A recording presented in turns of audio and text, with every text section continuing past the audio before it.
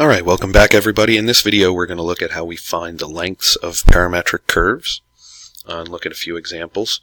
It would be a good idea for you, the first page of this lesson kind of goes through the derivation of this formula and how it relates to how we found arc length when we were looking at Cartesian equations.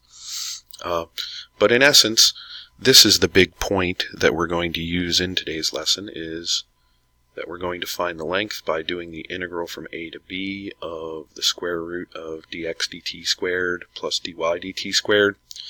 Notice this is when the curve is traversed exactly once as t goes from a to b. And I mentioned some key thoughts here. Key thought number one, it works only if the curve is traversed exactly once. So we've got to take a look and make sure that we don't just blindly integrate using the given endpoints, that we make sure the curve's only traversed once in a time interval, or adjust our limits of integration accordingly. And sometimes we have a curve that is where there are pieces that are symmetric. When we do that, instead of finding the length of the whole curve, sometimes it's easier to find the length of one piece and multiply by the number of symmetric pieces that occur. So let's go ahead and look at these examples.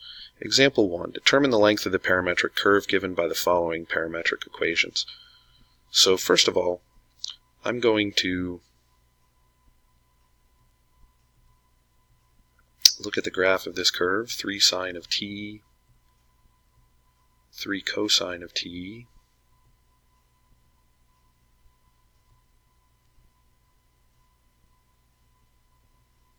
give myself the beaded line, and I want to graph this from 0 to 2 pi because that's the time interval that I'm given.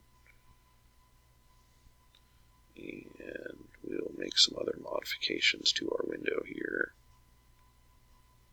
while we're in here.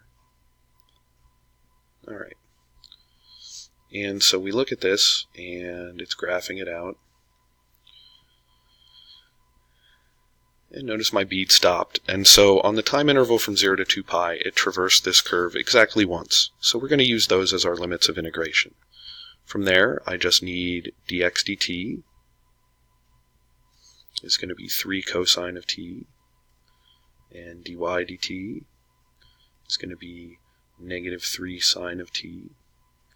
And so to find this arc length, I'm going to take the integral from 0 to 2 pi of the square root of dx dt squared plus dy dt squared. And that's going to give us our arc length. And I'm just going to go ahead and do that on my calculator numerically.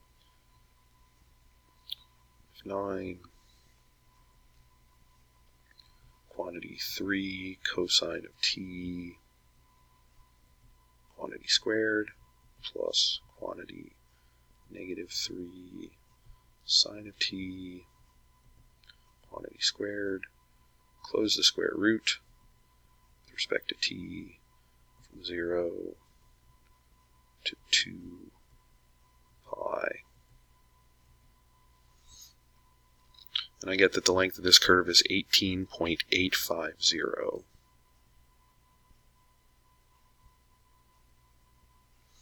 Alright, easy enough. Let's look at the next one. Determine the length of the parametric curve given by the following parametric equations. And so again, I'm going to look at the curve and make sure that it doesn't retrace itself. 3 sine of 3t for the x component, and we've got 3 cosine of 3t for the y component. And my window's from 0 to 2 pi. And it traces this out. And notice that from 0 to 2 pi, it traces around that curve more than once. And so we need to figure out how long it takes to trace around just once.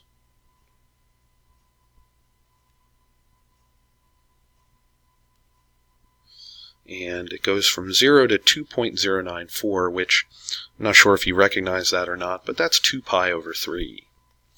And so our limits of integration here are going to be from 0 to 2 pi over 3 for this curve. Now I find dx dt. It's going to be 9 cosine of 3t. and dy dt is going to be negative 9 sine of 3t. And then I set up my arc length integral, dx dt quantity squared plus dy dt quantity squared. Forgot my dt up in example 1. And now I'm going to go ahead and calculate this value using my graphing calculator.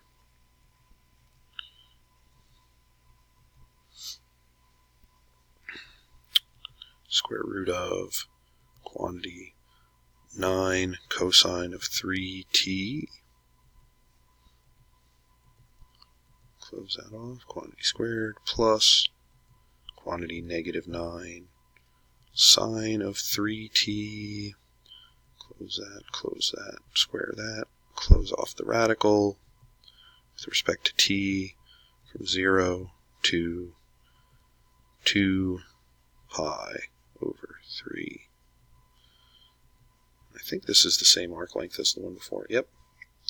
Because really, if you remember the pictures of these two curves, they were the same picture. The only difference was that this second one traced over it multiple times. Alright, let's go on to example 3.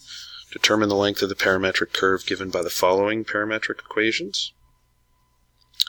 So again, I'm going to look at this curve, and it's the cosine of t, quantity cubed, and the sine of t, quantity cubed.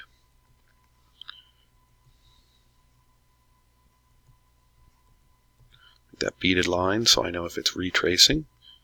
And we're set up from 0 to 2 pi.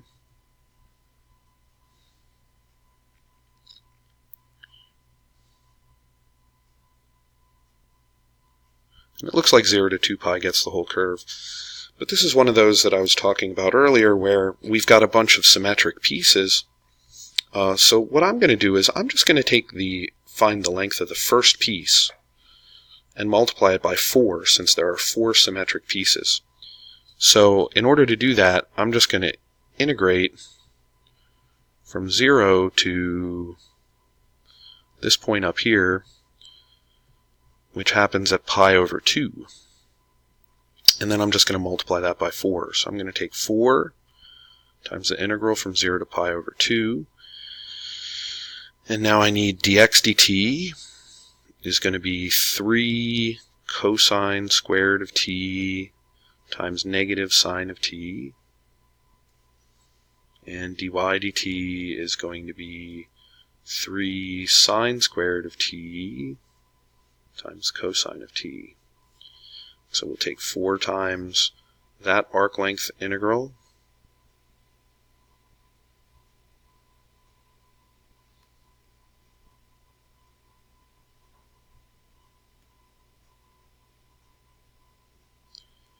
and I'll go ahead and do that using my numerical integral.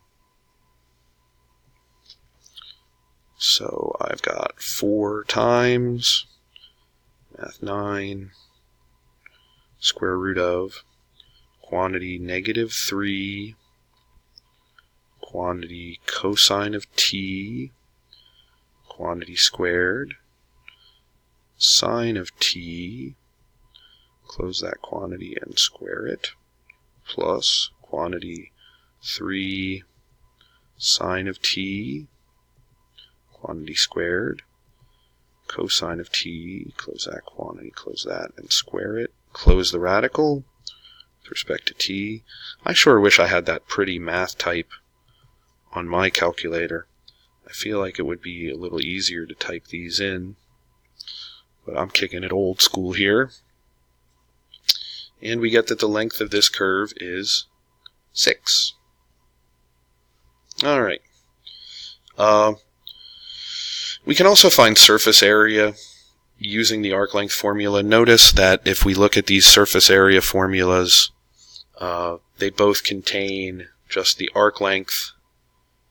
If we're finding the surface area of something revolved around the x-axis, we have this 2 pi y in front, and if we're finding something around the y-axis, we have 2 pi x out in front. So we're using the opposite function of whatever function we're revolving around. And we can talk at length at some point about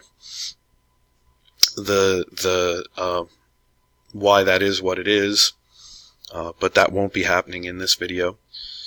Alright, so we're supposed to find the surface area of the solid obtained by rotating the following parametric curve. Same curve from example 3 about the x-axis. We already know that from 0 to pi over 2 it just gives us that one piece.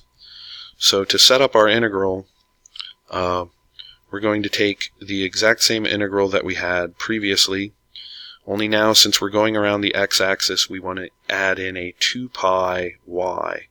I'm going to bring the 2 pi out in front of the integral since it's a constant multiple, and then I'm going to put y in front of the arc length formula. And this is the same arc length formula that we had previously.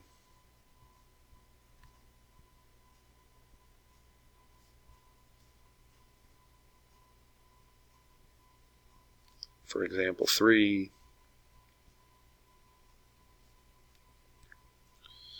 And so I'm going to go back to my calculator.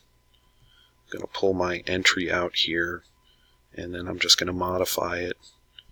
We've got a 2 pi, 2 pi times this numerical integral, and now I need to insert into this integral the quantity sine of t quantity cubed. And yeah, we've got the right limits of integration. And this is going to give us the surface area of a solid generated by revolving this piece around the axis. And so we end up with 3.770 for the area of that surface. Alright, did I type everything in alright out there? Quantity sine cubed, arc length, limits of integration. Yep. Looks like everything's good. Alright, that's the end of this video. We'll see you guys next time. Have a great rest of your day.